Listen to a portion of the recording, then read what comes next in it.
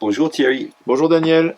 c'est quoi exactement le comportement de suradaptation? Alors, la suradaptation, c'est quoi? En fait, quand on est stressé, le stress, en fait, c'est une réaction d'adaptation. Et ce qui va se passer, c'est que quand on est soumis à la répression des émotions, quand on encaisse, en fait, on va se suradapter. C'est-à-dire que la personne, elle va prendre, on l'a déjà vu ensemble, elle va prendre un comportement, un masque, pour cacher son stress, pour l'enfermer, et au-dessus, elle va se suradapter avec un comportement de suradaptation. Donc on fait trop. On en fait trop. Mm. En fait, on joue un rôle, on se fait un film, on va en faire trop. Alors, ce conditionnement, des fois, là, dans les expressions que je viens de vous donner, ça prend des formes extrêmes, hein. Mais généralement, les masques les plus classiques sont les suivants. Le premier masque, ça va être fait plaisir. C'est-à-dire que le premier comportement de suradaptation, c'est d'être gentil, d'être sage, d'être belle et sympathique. Donc là, c'est le sourire. On fait plaisir, on veut faire du bien. C'est la suradaptation par le bien, par le plaisir. C'est soit gentil, et on appelle ça le driver fait plaisir.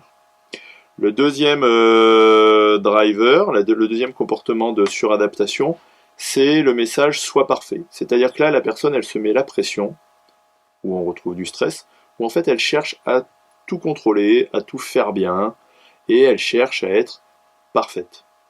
En France, on a un livre qui est très connu qui s'appelle Imparfait, libre et heureux.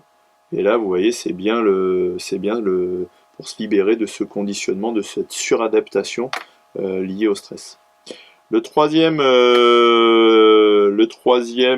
comportement de suradaptation, c'est, et vous devez le savoir, Daniel, c'est soit fort, c'est-à-dire chez les garçons, il faut être fort. Et alors ça amène à des comportements où plutôt la personne a tendance à se renfermer dans une armure, à rien dire, à être fort. Et donc c'est aussi un signe de stress où on garde à l'intérieur, on cherche à contrôler, on, on ne montre pas ses émotions. Ça peut amener à une désensibilisation interne. Ensuite, vous avez le driver fait des efforts, c'est-à-dire que là, la personne se suradapte en faisant trop pour les autres. Je crois que c'est ce que vous disiez tout à l'heure, on en fait trop. C'est-à-dire que la personne, elle en fait trop, elle fait trop d'efforts, trop d'efforts, trop d'efforts. Et à la fin, elle en peut plus, quoi. Donc ça aussi, ça peut être un driver où là, la personne va avoir le sentiment de faire tout le temps des efforts. Ça peut être un comportement de suradaptation. Et le dernier driver, ou le dernier comportement qui est connu pour la suradaptation, c'est ce qu'on appelle dépêche-toi, pardon, où là la personne, elle est tout le temps elle prend pas son temps en fait. Elle prend pas du tout son temps. Voilà.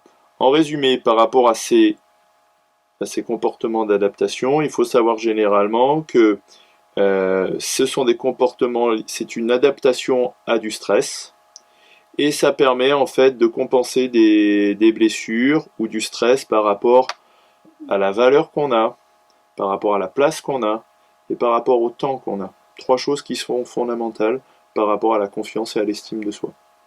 Voilà Daniel. Merci Thierry.